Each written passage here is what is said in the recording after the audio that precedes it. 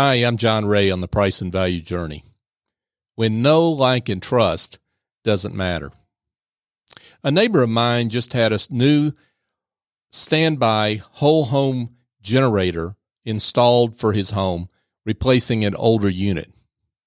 I was surprised to see this installation for several reasons. To begin with, home standby generators aren't a common feature of homes in my part of the country. I don't know anyone else in our neighborhood who owns one. Nationwide, it's estimated that less than 3% of all U.S. households have a standby electric generator installed. Further, by all outward appearances, this man would not be a great prospect for a whole home generator salesperson.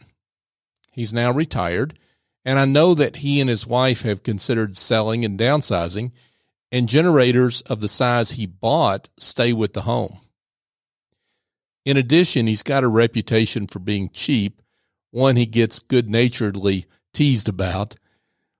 Generators aren't one of those home improvement features which generate a positive return when the house is sold.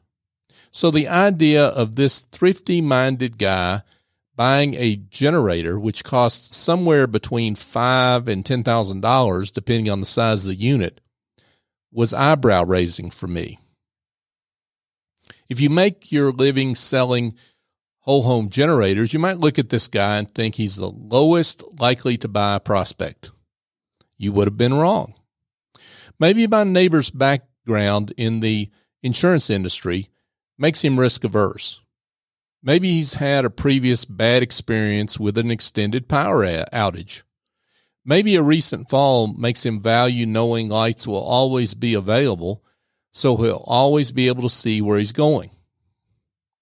Whatever the reason for his purchase, my neighbor had outcomes in his mind he wanted to achieve. Outcomes not apparent by outward appearances. He's willing to write a significant check for those outcomes, all visible evidence to the contrary. For me, I have zero interest in this product. I'm willing to live with the risk that the power may occasionally go out, and I will have to go pull out the candles. If you're the whole home generator salesperson, it doesn't matter how much I might like and trust you.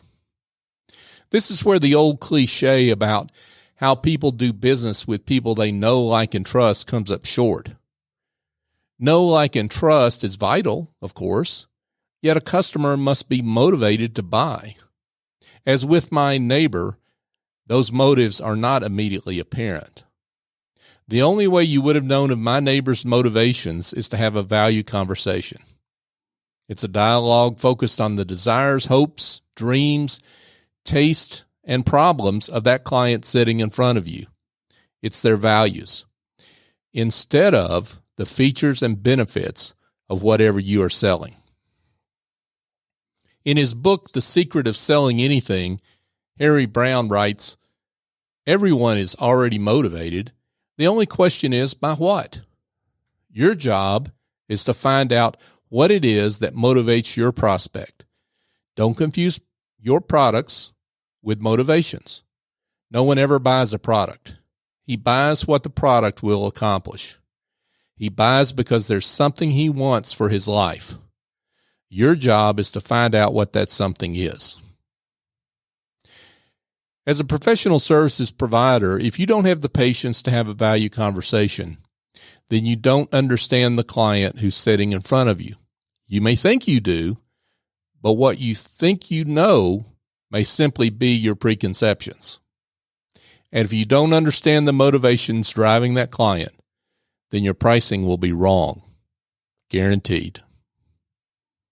I'm John Ray on the Price and Value Journey. If you'd like to connect with me, go to johnray.co, or you can email me directly, john@johnray.co.